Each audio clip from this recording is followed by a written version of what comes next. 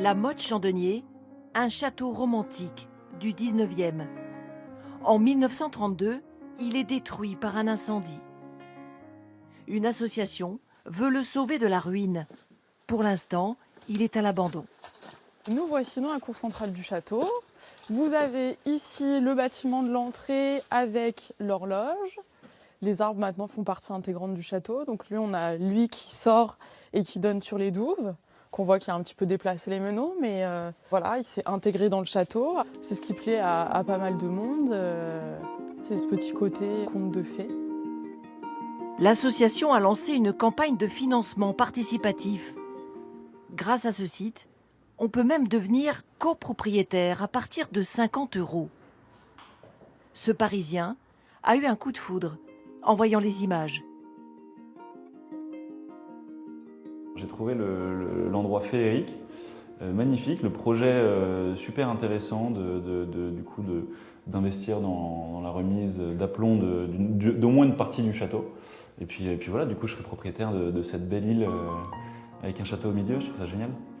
J'espère pouvoir aller sur le site, visiter mon château du coup.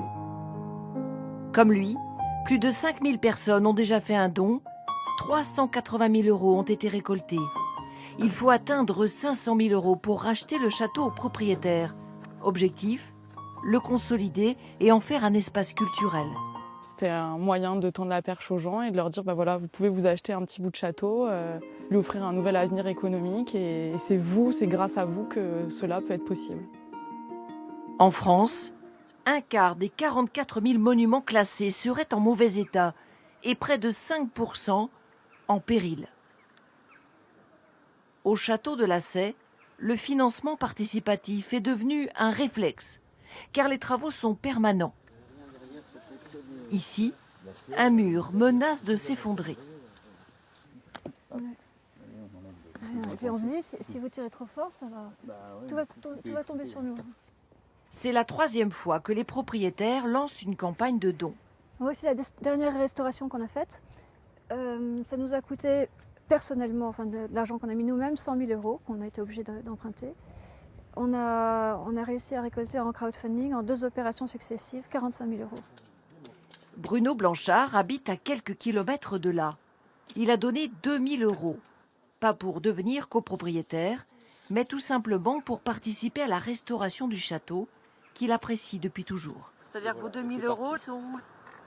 Je sais pas, il y a quelques ardoises, il y a un petit morceau de mur. Il y a un morceau de mur, il y a des joints, il y a des choses comme ça. Très bien. C'est votre contribution ? Voilà. Le financement participatif, une nouvelle façon de toucher le grand public, amoureux du patrimoine.